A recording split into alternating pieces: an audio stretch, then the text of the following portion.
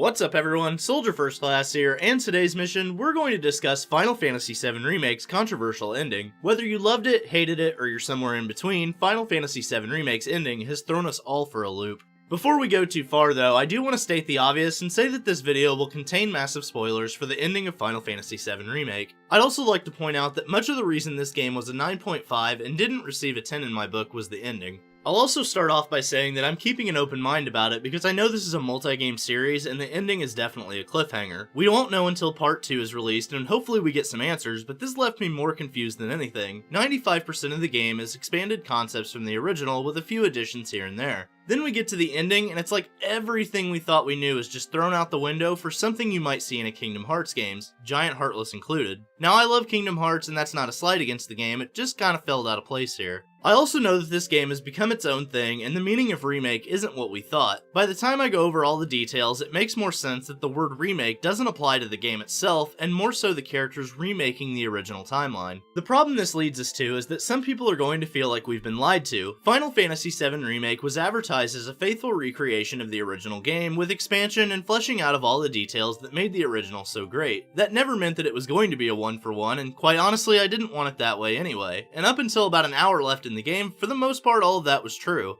Now it feels like a sequel, where Sephiroth is attempting to remake the timeline of the original, and the Arbiters of Fate were supposed to prevent that. Now don't get me wrong, I loved this game and enjoyed every minute of it, but the ending was only just so-so for me. Now I do want to say that this is not Advent Children Sephiroth like many have theorized. Sephiroth may know his fate through the planet, but I don't believe he can time travel. One major reason is power scaling. If this were Advent Children Sephiroth, then the power scaling would be off the charts and he could kill Cloud and make it so that he had no opposition for his plans. And if he could time travel, why go back to that specific moment when he could have just stopped Cloud from ever being born? Time travel just doesn't make a lot of sense for a lot of reasons. There's also the fact that this still isn't the real Sephiroth. Throughout the game, we've seen two tattooed Sephiroth clones, number 49 at the apartments in the beginning of the game, and number 2 in the Sector 5 slums during Chapter 8. Each time one of them touches Cloud, Sephiroth appears, and Cloud hears the word reunion. When you're in the Shinra HQ, after you kill Jenova Dreamweaver, clone number 49 appears. This lets you know that Sephiroth was manipulating the clone of Jenova's image. I think clone number 49 is the clone Sephiroth was controlling when the party encounters him in front of Jenova's tank, and that's why the whole party is able to see him instead of just Cloud. What's also interesting to note is that the clone doesn't rejoin the life stream in the green glow. Instead, it disappears in a black dust that seems to rejoin Jenova or follow the reunion theory.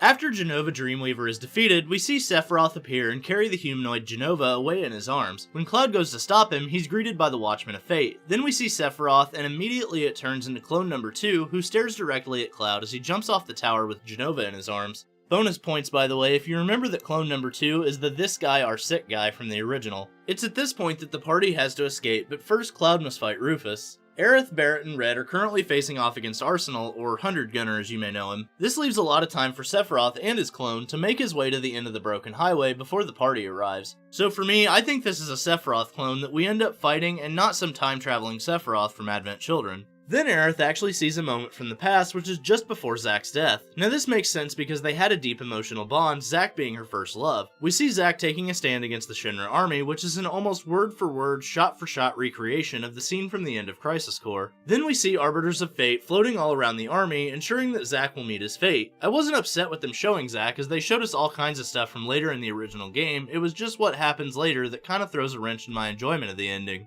The final series of battles begins with the Arbiters of Fate, and it takes place inside of an alternate reality in a completely destroyed and floating Midgar. The Arbiters eventually show you what appears to be character destinies. Red is shown his future where he runs towards a destroyed Midgar with 2 of his cubs at his side. This is the ending from the original game where Midgar was taken back by the planet. He states that the ending he sees is the result of what will happen if they fail to stop Sephiroth right now, implying that his future is the bad ending. A little side note is that if you assess the Arbiters of Fate during the fight, you can see that they are all from a future timeline manifested in the present day. There are some theories here, and with all this timeline stuff, some of the theories do make sense to an extent. Each Whisper, as they're called, features one unique trait. Each one has its own weapon, and they mirror the party's weapons, fists, guns, and swords. The theory is that these are actually Cloud, Barret, and Tifa from a future timeline that are attempting to keep their future intact. It's possible that these Whispers are them from the future and know what's best for the planet, but because the party thinks they're headed for disaster, they may end up causing more problems by disrupting the flow of fate. but that's just a theory. After the Arbiters of Fate are defeated, Sephiroth absorbs them. After he's defeated in the fight, he sends the Arbiters after the party, letting us know that he's conquered them with his will. Cloud charges after Sephiroth, battling his way through more of them until he reaches Sephiroth. He goes to land the killing blow, and in a blinding flash of light, you can hear the clash of steel. Cloud is then teleported to the edge of creation in a scene reminiscent of the end of the final battle in the original game. Some scenes are even shot-for-shot comparisons, like the constant perspective changes. Sephiroth asks Cloud to join him and defy destiny together. The two clash for a minute, and then Sephiroth gives Cloud a warning and then disappears. When the next scene plays, we see everything is normal, as Rufus takes his place as the president of the Shinra Electric Power Company. Hojo is also seen in his lab, maniacally laughing about what is clearly the reunion theory coming true. It then shows Zack again, and we see a slow-motion event where a potato chip bag goes across the screen. On the bag is a little stamp, but instead of a beagle like it has been for the entire game, it's a terrier. This signals that a change has occurred, or this is an alternate timeline. Shortly after, Zack is knocked back by an explosion, and we see the Arbiters of Fate that have surrounded Midgard now disappearing in a flash of light. These gold light particles then rain down around Zack. This has led some to believe that Zack is still alive, which is definitely a major change. However, I'm still not entirely convinced that he's alive due to the fact that we don't see the whole scene play out. Zack died in the rain originally, and that point will come up a little bit later in this video. Next we see the citizens of Sector 7 rebuilding and recovering while also attempting to rebuild the 7th heaven. Marl is there, and she looks up to the sky to see the same gold particles we saw in Zack's scene. It then transitions to Biggs, and he's still very much alive. Next to him on the nightstand sits a headband and a pair of Jessie's gloves, and this implies either her remains were found or she's still alive as well. Next we see Marlene, where she eventually senses her dad. This transitions into Barret saying her name and saying that he'll be back. And this is where things get really confusing. Cloud and the party are discussing their plans to stop Sephiroth and are standing on the same cliff that Zack died on. They make the plan to stop Sephiroth, and as they're about to leave, it begins to rain. As Cloud and Aerith look at the sky, Zack Fair comes into view, carrying Cloud as he did in the original. This version of Zack walks past Cloud and the party, but no one notices him. No one but Aerith. It makes sense that she would sense him, and it's almost as if they sense each other because Zack begins to smile. However, this could be because he feels like he's finally escaped to start a new life, and then when the scene finishes in a future game, he gets gunned down like he was meant to. However, if Zack is still alive in some form or another, I'm not seeing how they could write this in a way that allows for Cloud to become the character that we see, Buster Sword and all. Although I could see them using Aerith's sense of the planet to read the alternate timeline and see where things have to go for them to succeed. I could also see them bringing the message to the player that even though you may want to change fate, that they ultimately can't and things will always play out the way that they're supposed to. That's why even though I didn't necessarily like the ending, I'm also not going to let that stop me from enjoying the rest of the series for now. It really all depends on the direction they decide to go with it. We all know from the original that Zack was the catalyst for everything that happens in the original game. His death begins the change we see in Cloud, although we don't find this out until much later. Through a series of flashbacks in Cloud's mind in the livestream at Medill, we see how Cloud inherits the Buster Sword and alters his own persona.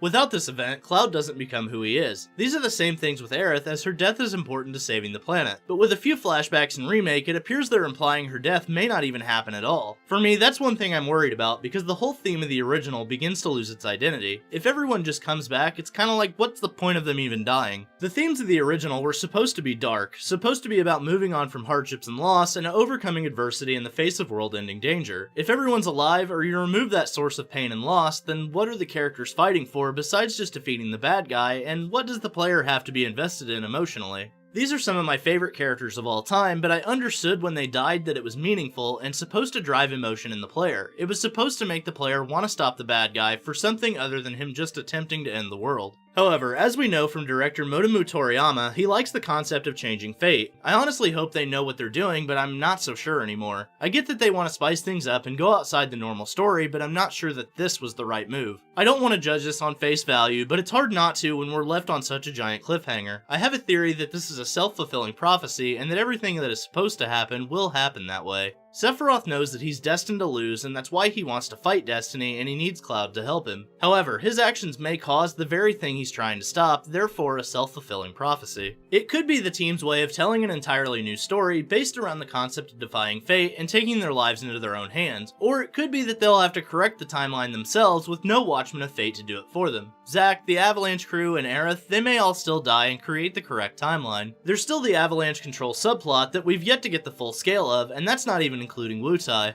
I feel like I was left with so many more questions than answers, and I guess maybe that was the point. One thing that gives me hope though is that whatever timeline Zack is in, it didn't affect Cloud at the end of the game. He still carries the Buster Sword and didn't notice Zack the way that Aerith did. We also saw that after exiting the portal, that Midgar was still very much intact, signaling that the characters were back in their own timeline. However, it appears that the timeline that they were in was the original game's timeline, and now they've taken a split off from that timeline. I will say this, the fight with the Arbiters and Sephiroth was extremely awesome, but it makes me wonder how crazy the next part will be when it comes to power scaling. Normal enemies will be nothing compared to Sephiroth and the Arbiters, so how do they make these characters not feel weaker from part 1, but also scale enemies to feel like challenges? Much like the credits stated, the unknown journey will continue. What this means is still a mystery, and we have plenty of time to theorize, vent, or get excited for this new path, but one thing's for sure, this isn't the same Final Fantasy VII, not by a long shot. While that's not necessarily a bad thing, we've got potentially 2 more games for this to start making sense and start tying together. A lot can happen between then and now, and I just hope that what made 95% of this game so wonderful is once again captured in the next installment. Who knows, when the story all ties together, I may end up loving it, but right now I'm a little bit on the fence. This game was something that truly changed my life, but one thing's for sure, my unknown journey will continue as well. Overall, Nomura loves his throwing you a curveball thing, but honestly I hope he knows what he's doing. I'm open to change as long as they make sense, and obviously the payoffs will come in part 2 and 3, or however many parts this series has. It makes you wonder though, with all the moments they preserved inside of Midgar, will they continue to do the same with the rest of the games? Will we see the Rufus parade in Junon? Will we see the Calm flashback, or the underwater reactor, or even the gold saucer in Dine? And honestly, this could just be a new concept they've added and it won't play that big of a factor. It could just be there for spice. It's just my hope that whatever they do, they don't remove the fundamental atmosphere that had us begging for a remake in the first place. As a longtime fan, I'm open for changes, and in fact I loved the changes I saw in part 1, except maybe for the ending, and I didn't want a one-for-one remake. But as a fan of writing and storytelling as a whole, it does leave me a little worried. But then again, I guess any good series keeps you guessing. So what did you think of the ending, soldiers? Did you like it? Did you hate it? Or are you somewhere in between? Thanks for watching, and don't forget to omni-slash that like button. Let me know in the comments section below how you felt about the ending of Final Fantasy VII Remake Part 1. Subscribe to the channel, and ring that notification bell to join the ranks of Soldier today. And for all the latest Final Fantasy VII Remake news, rumors, and trailers, I'm Soldier First Class, and I'm on to the next mission. Later, guys.